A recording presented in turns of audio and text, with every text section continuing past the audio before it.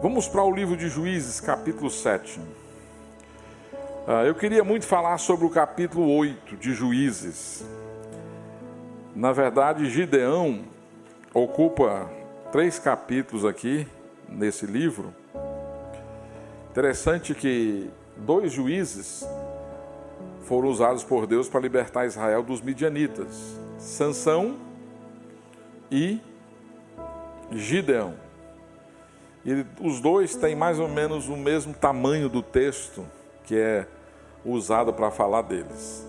No capítulo 6 começa a narrar a história de Gideão, e o capítulo se ocupa basicamente contando o chamado de Gideão até ele ter certeza, e o capítulo 7, a grande batalha de Gideão. E o capítulo 8, o autor usou para dizer o que aconteceu depois da vitória. O que acontece na vida dos vencedores depois que eles vencem a maior batalha. Mas eu ia falar do capítulo 8, depois eu pensei, depois, em outra oportunidade, eu falo do 8. Eu vou falar do 7, que é a batalha. Se você está lembrado um pouco, só para trazer a história. Juízes é aquele livro que tem um ciclo repetitivo. O povo abandona o Senhor, é oprimido por um povo, eles clamam ao Senhor e eles são libertos. Então esse ciclo se repete o tempo todo. Depois da vitória tem a queda, tem o clamor, tem a libertação, até o final. E o 7 diz assim: então, 7:1, Jerubbaal, que é o nome de Gideão, Baal diz muita coisa, né? Que é Gideão, se levantou de madrugada, e todo o povo que com ele estava, e se acamparam junto à fonte de Arode, de maneira que o arraial dos midianitas lhe ficava para o norte, no vale, defronte do outeiro de Moré. Disse o Senhor a Gideão: é demais o povo que está contigo, para eu entregar os midianitas nas suas mãos. Israel poderia se gloriar contra mim, dizendo: a minha própria mão me livrou. Apregou-a, pois, aos ouvidos do povo, dizendo: quem for tímido e medroso, volte e retire-se da região montanhosa de Gileade. Então voltaram do povo 22.000, e 10.000 ficaram. Disse mais o Senhor a Gideão: ainda há povo demais. Faze-os descer às águas, e ali os provarei. Aquele a quem eu te disser, esse contigo irá. Porém, tendo aquele de quem eu te disser, esse não irá contigo, esse não irá. Fez Gideão descer os homens às águas. Então o Senhor lhe disse: todo que lamber a água com a língua, como faz o cão, esse porás à parte, como também a todo aquele que se baixar de joelhos a beber. Foi o número dos que lamberam, levando a mão à boca, 300 homens. E todo o restante do povo se baixou de joelhos a beber a água. Então disse o Senhor a Gideão: com esses 300 homens que lamberam a água, eu vos livrarei, e entregarei os midianitas nas tuas mãos, pelo que a outra gente que se retire, cada um para o seu lugar. Tomou o povo provisões nas mãos e as trombetas. Gideão enviou todos os homens de Israel, cada um à sua tenda, porém os 300 homens reteve consigo. Estava o arraial dos midianitas abaixo dele no vale. Sucedeu que, naquela mesma noite, o Senhor lhe disse: levanta-te e desce contra o arraial, porque os entreguei nas tuas mãos. Se ainda temes atacar, desce tu com o teu moço, pura ao arraial, e ouvirás o que dizem. Depois fortalecidas as tuas mãos, descerás contra o arraial. Então desceu ele com o seu moço puro até a vanguarda do arraial. Os midianitas, os amalequitas e todos os povos do Oriente cobriam o vale como gafanhoto em multidão, e eram seus camelos em multidão inumerável, como a areia que há na praia do mar. Chegando, pois, Gideão, eis que certo homem estava contando um sonho ao seu companheiro e disse: tive um sonho. Eis que o pão de cevada rodava contra o arraial dos midianitas e deu de encontro à tenda do comandante, de maneira que esta caiu e se virou de cima para baixo e ficou assim estendida. Respondeu-lhe o companheiro e disse: não é isto outra coisa, senão a espada de Gideão, filho de Joás, homem israelita. Nas mãos dele entregou Deus os midianitas e todo este arraial. Tendo ouvido Gideão contar este sonho e o seu significado, adorou. E tornou ao arraial de Israel e disse: levantai-vos, porque o Senhor entregou o arraial dos midianitas nas vossas mãos. Então repartiu os 300 homens em 3 companhias e deu-lhes a cada um nas suas mãos trombetas e cântaros vazios com tochas neles. E disse-lhes: olhai para mim e fazei como eu fizer. Chegando eu às imediações do arraial, como fizer eu, assim fareis.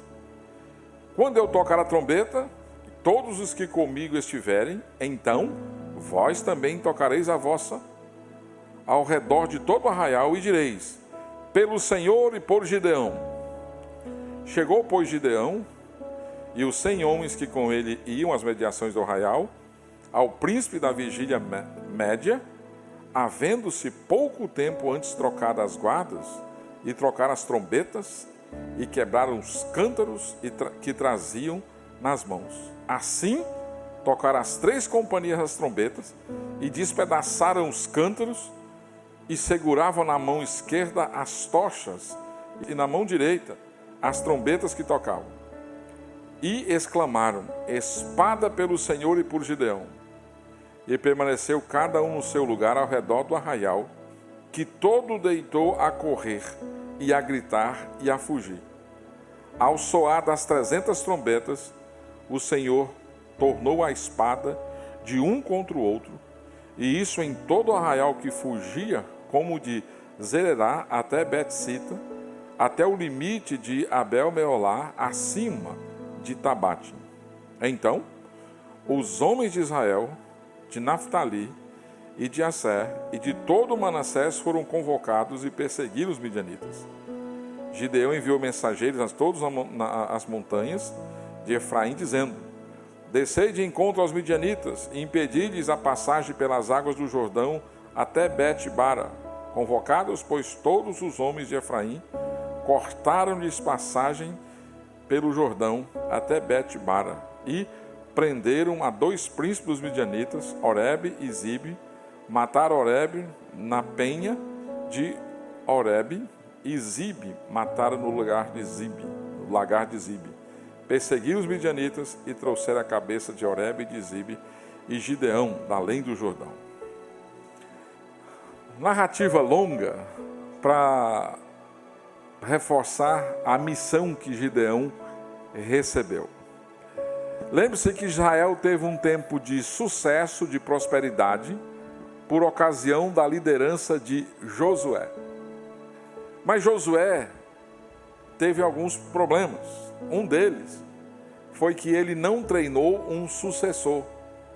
É interessante que Moisés, quando você está lendo o livro de Êxodo, tem um rapaz chamado Oséias, que é Josué, acompanhando Moisés. Quando Moisés vai na presença do Senhor buscar receber as tábuas, Oséias estava junto. Então ele foi treinado e ele era um general de Moisés. E a sucessão parece ter sido natural. No caso de Josué, não teve essa preocupação.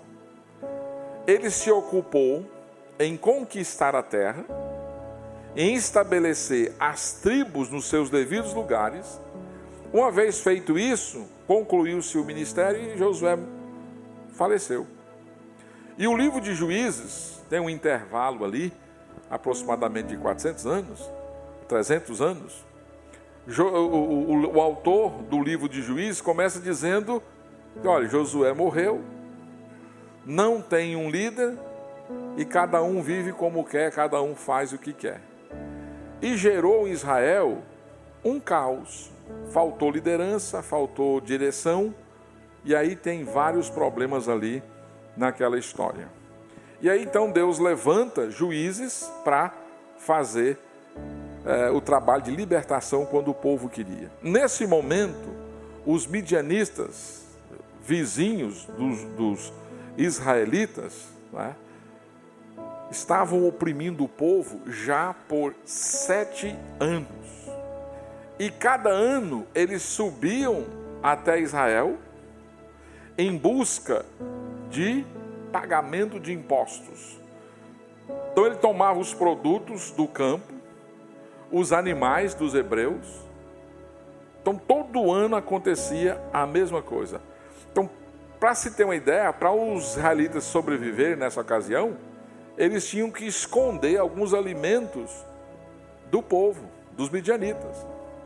Inclusive, quando Gideão é chamado por Deus para ele ocupar essa função, ele estava fazendo comida quando o anjo chegou. No capítulo 6, versículo 12, então o anjo do Senhor lhe apareceu e lhe disse: o Senhor é contigo, homem valente. Mas no versículo 11, então veio o anjo do Senhor e assentou-se debaixo do carvalho que está em Ofra, que pertencia a Joás, o Abiesrita, e Gideão, seu filho, estava malhando o trigo no lagar para o pôr a salvo dos midianitas. Então o próprio Gideão estava escondendo, preparando o trigo, escondendo dos midianitas, porque eles viriam e roubariam. Aí o anjo do Senhor aparece para ele e diz: o Senhor é contigo, homem valente. E provavelmente, pela resposta de Gideão, ele nem pensou muito no que estava acontecendo aqui, naquele momento ali, né? Ele veio a ser impactado por esse chamado, mas ainda assim ele não estava tão pronto. Tanto é que no versículo 14, ele diz: então se virou o Senhor para ele e disse: vai nessa tua força e livre Israel da mão dos midianitas. Porventura, não te enviei eu? Deus compartilha a missão a ele dada aqui. E Gideão, ele não é um homem forte como a gente pensa, mas ele é uma pessoa que está sendo preparada para uma grande missão, né? O Senhor diz para ele, olha, mais de uma vez: o Senhor é contigo, né?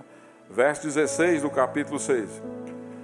Tornou-lhe o Senhor: já que eu estou contigo, ferirá os midianitas como se fosse um só homem. Já que eu estou contigo, você vai ferir os midianitas como se fossem um só homem, né? Então ele recebe do Senhor uma grande missão. E no capítulo 5, no capítulo 7, ele vai então ter essa batalha que está registrada na leitura que nós fizemos. Há quem diga que o exército midianita tinha cerca de 135 mil pessoas. O de Gideão tinha 32 mil pessoas. Esse número já era meio demais, porque era 4 por 1. Então, numa guerra, numa batalha, 1 por 1 já é uma coisa. E tinha um elemento novo nos midianitas: eles usavam camelos, que naquele tempo era uma arma poderosa, né, por causa da altura e da proteção dos soldados. Então eles tinham muito mais vantagem. Eles tinham 32 mil homens, Gideão, contra cerca aí de 135 mil midianitas. Então era uma vantagem muito grande.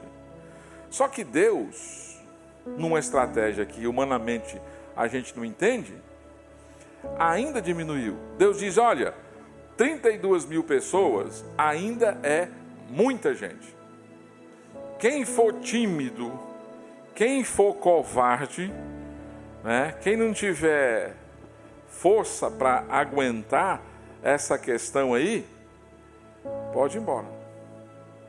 E numa lapada, 22 mil pessoas voltaram para casa.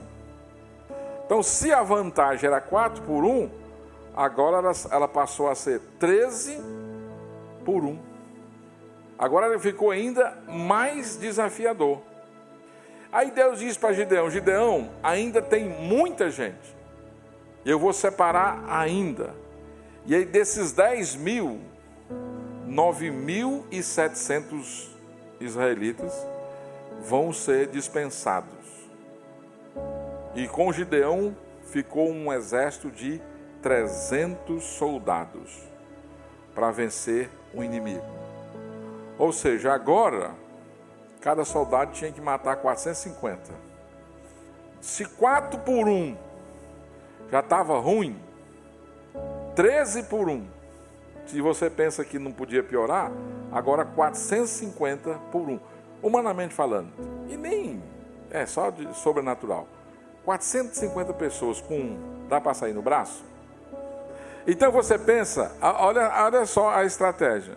E essa aqui sempre é engraçado porque aquelas pessoas, eu não sei aqui se gente que é criada na roça tem umas coisas que outros não têm. Eu já tomei água de córrego, de água corrente, tranquilamente. Eu não participaria desse negócio aqui, porque a gente abaixava e metia a cara na água. O camarada que está com o rosto na água, ele não está vendo nada. Agora os outros que Deus separou, aqueles que levaram a mão e trouxe.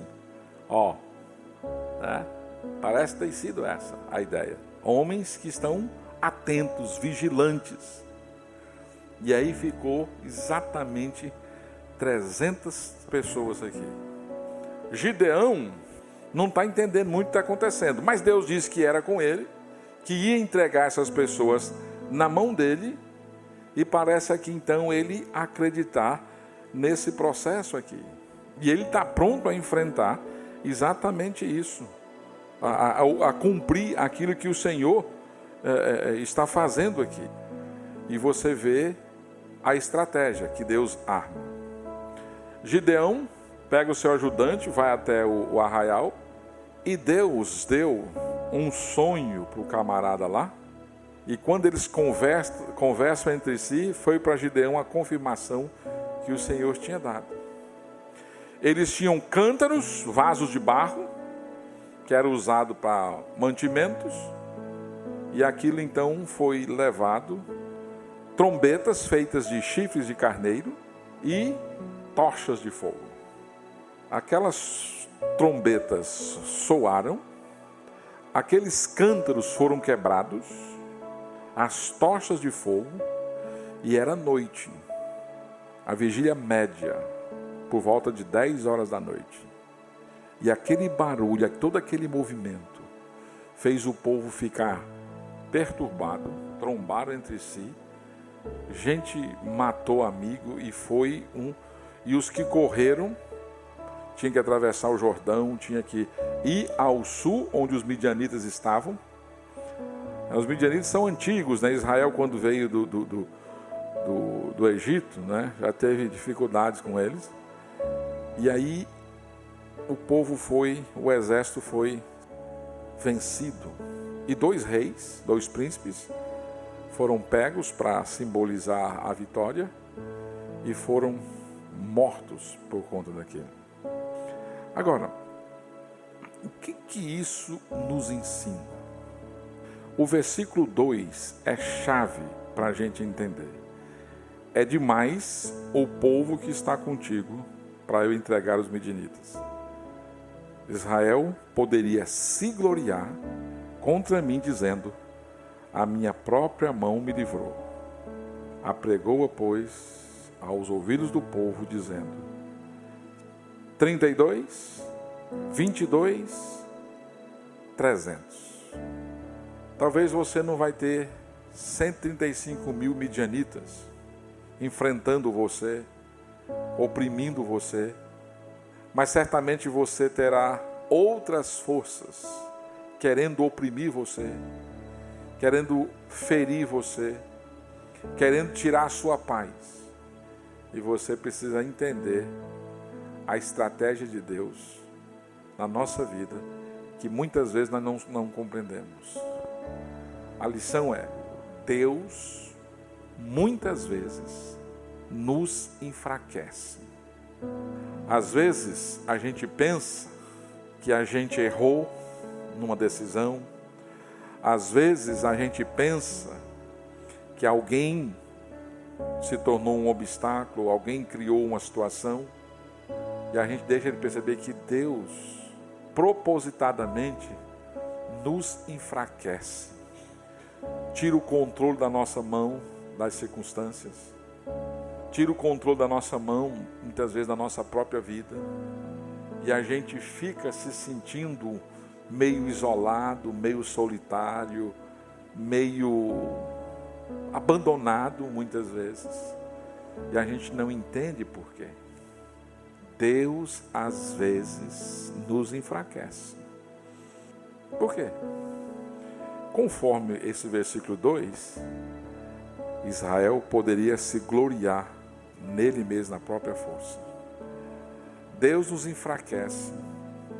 Primeira coisa, para a gente enxergar o nosso limite, enxergar a nossa fraqueza, enxergar o nosso tamanho. Você não tem um exército de 32 mil pessoas, você tem um exército de 300. Mas se você depende do Senhor, isso é muito mais. Na matemática divina, isso é muito mais. Irmãos, quando eu resolvo todos os meus problemas, quando eu resolvo todas as minhas questões financeiras, familiar, tudo, e eu vou tornando especialista nisso, nem sempre eu glorifico a Deus quando as vitórias vêm. Eu sempre acho que é fruto da minha capacidade. Sempre eu acho que é fruto da minha habilidade que eu consegui ao longo do tempo.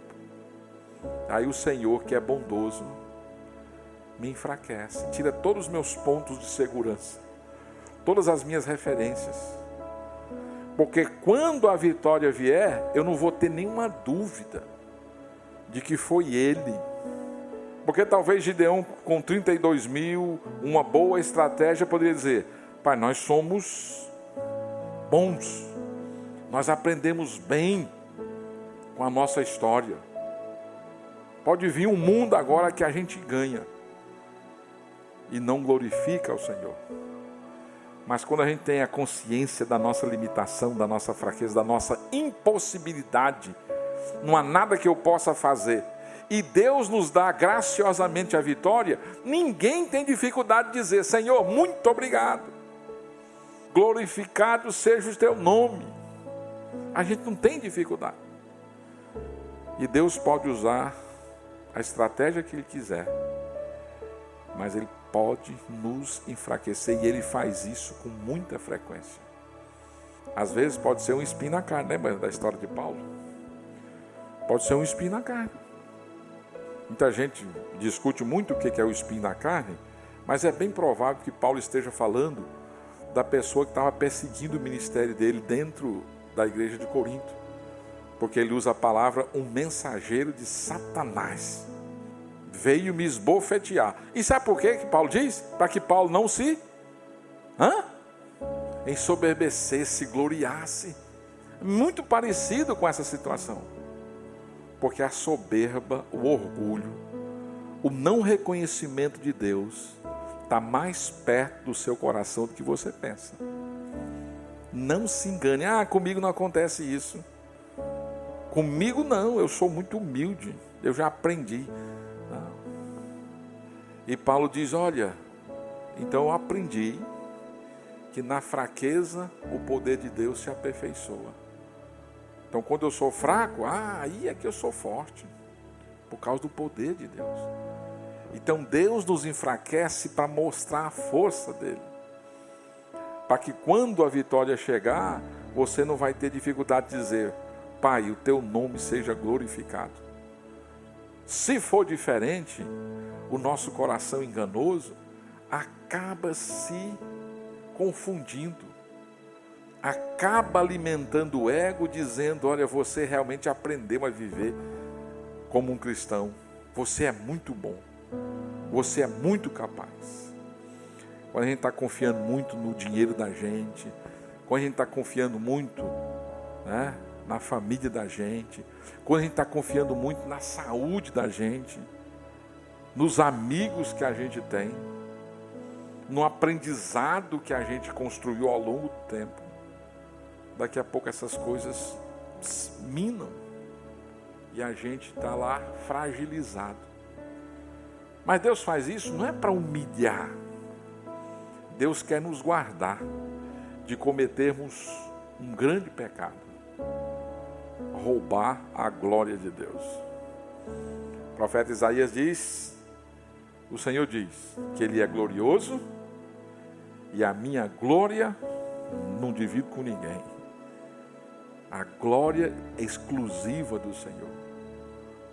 Glorificar o nome do Senhor pelas minhas conquistas. E quando a gente é enfraquecido, a gente não duvida. Quando a gente olha para o céu e diz: Senhor, tem misericórdia de mim, que eu não sei para onde ir. Mas quando eu sei para onde ir, eu vou indo, eu vou caminhando. Mas daqui a pouco as portas vão se fechando, E aí, você se encontra sozinho com o Senhor. E você se dobra em oração, se dobra em misericórdia.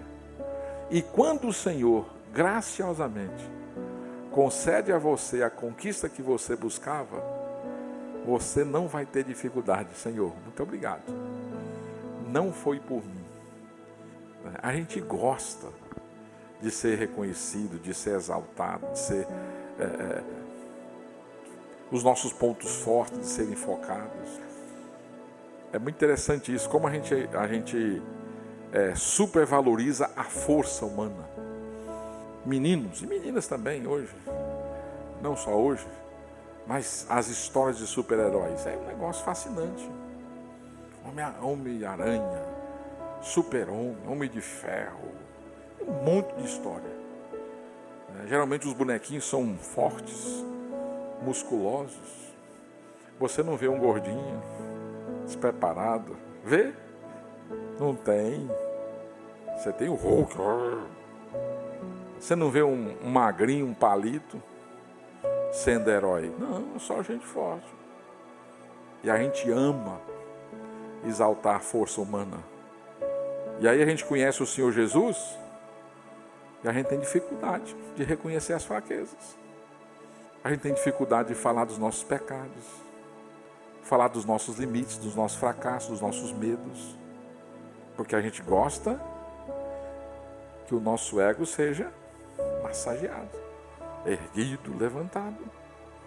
E aí às vezes Papai do Céu vai tirando, enfraquecendo, para que você clame, confie, e quando a vitória chegar você diz: Senhor, muito obrigado. Se não fosse o Senhor, nada teria acontecido. E você fica bem com isso, você não fica mal. Mas basta, você começa a ganhar aí 1, 2, 3, 4, 5 vitórias no topo aí, você está por cima. Sapato alto, peito para frente, olhar altivo. Minha amiga, é difícil você parar para pensar: é o Senhor mesmo ou sou eu? Aí às vezes Deus precisa nos enfraquecer. E Deus às vezes nos enfraquece. Para quando a vitória chegar, você reconheça a graça, exalte a pessoa de Deus. Glorifique o nome do Senhor sem nenhuma dificuldade. Deus às vezes nos enfraquece para o nosso bem e para a glória dele. Não tenha medo. Na fraqueza você conhece o poder de Deus. A sua força briga com o poder de Deus. E em muitos casos aniquila o poder de Deus na sua vida, a sua força. Quando você é fraco, aí é que você é forte. Porque o poder de Deus se aperfeiçoa na sua fraqueza. Tenha vergonha das suas fraquezas. Não tenha vergonha das suas limitações. E nós somos quem? Nós sabemos que somos fracos. A gente tenta disfarçar. A gente tenta se maquiar, esconder. Nós somos fracos. Não tenha medo do enfraquecimento que venha do alto. Porque quando você é fraco, é aí que você é forte. Porque o poder de Deus se aperfeiçoa na sua fraqueza. Gideão viu isso. Ele não teve dúvidas. Não tem nem perigo. E o Senhor disse mais de uma vez, no capítulo 6, e 7 também, eu vou entregar eles para vocês. Eu vou entregar. Eu vou entregar. Eu vou entregar. Mas Deus disse, com essa multidão de gente, Deus conhecia o coração deles. É muita gente, depois vocês não vão dar o devido crédito a mim. E aí Deus diminuiu para 300. Qual o tamanho do seu exército? 32 mil? Deus está dizendo, tem muita gente aí. Deus vai diminuir. Vai deixar bem pouquinha gente aí. Para você clamar, depender dele. E depois dar glórias a Ele sem nenhuma dificuldade. Você se apavora, se desespera, briga com Deus no período de enfraquecimento?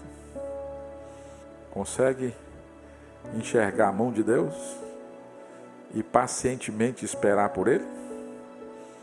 E quando chega a vitória? Você demora dar glórias a Deus? Ou você é rápido em dizer, Senhor, Tu és o responsável. Eu glorifico o Teu nome. Não se assuste com o enfraquecimento. Ele faz parte. E eu acho que é uma coisa que nós poderíamos compartilhar hoje à noite, se nós tivéssemos tempo, e esse fosse o propósito, de momentos que Deus nos enfraqueceu. Eu falo aqui e minha mente vem inúmeras vezes. Inúmeras vezes. E ao mesmo tempo você pode enxergar a boa mão de Deus te colocando no devido lugar, te guardando e fazendo com que você exalte o nome dele. Não se assuste com o enfraquecimento. Se ele vem de Deus, vai produzir boas coisas.